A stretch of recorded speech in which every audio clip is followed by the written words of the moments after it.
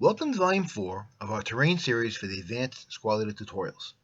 The first 3 volumes dealt mostly with city fighting. While some major battles took place in cities, most of the fighting took place in the countryside and small villages. That is where we are going now. For this video, we are going to use Board 3. It has a good mix of the bulk of the terrain you can encounter on the Advanced Squad Leader battlefield. I'll start with walls and hedges, because they are a good segue from the half-level obstructions that we saw in our last video. Walls are depicted by thick gray lines on the outskirts of a hex and have a TEM of +2. Hedges are the green bushy depictions on the outskirts of a hex, and they have a TEM of +1. They are both half-level line-of-sight obstructions, and they work like this. If the wall or hedge touches the hex of either the shooter or the target, then they can see past the hedge and can be seen in the hex. If the hedge in question does not touch the target hex, and the depiction is crossed, then the hex is blind. We will bring back our actors again and use the 8.0, 4.47, and medium machine gun for the Russians versus the German 4.67. We will put the Russian stack in N8 and the German 4.67 in N2 on the bottom floor. No one can see anybody because the walls and hedges in question are not in contact with the target hexes. In example 2, the Russian stack is moved up to N7, and the German stack stays in the same spot. Now the Russian stack can fire and see past the hedge. It can fire at N6, N4, N5, and N3.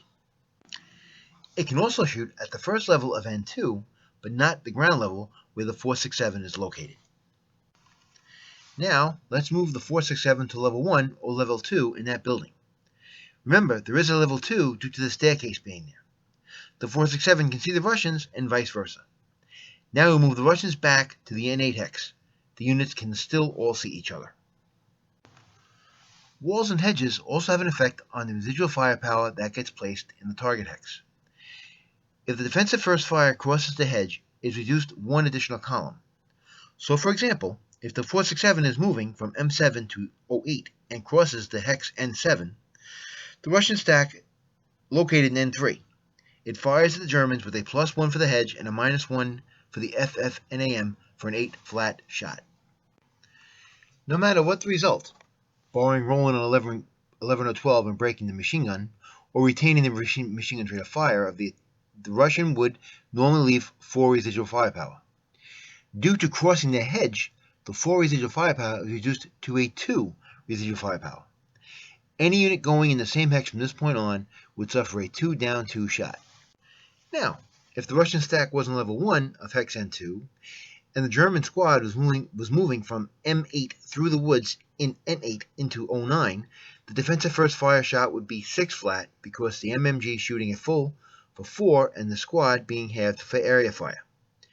The residual would be on the 2 column with a +1 for the woods because the hedge did not affect anything because there's only a half-level line of sight and had no effect on the fire from higher level.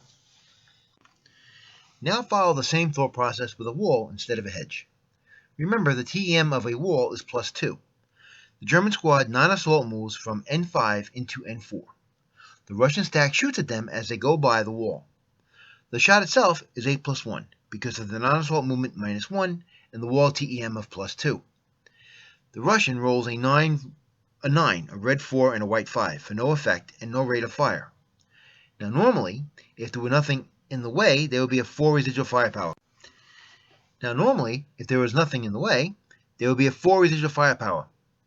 Because of the TEM of the wall of +2, the residual goes down 2 full columns from a 4 down to the 1 column. Now any unit that moves through this hex is subject to a 1-2 shot unless you use assault movement to make it a 1 down 1 shot. That finishes this video on walls and hedges. I hope you found it useful. If you like our videos, please like us on YouTube, and please subscribe to our channel. If you have any comments or questions, feel free to contact me at jdhobbies@live.com. And thank you very much for watching.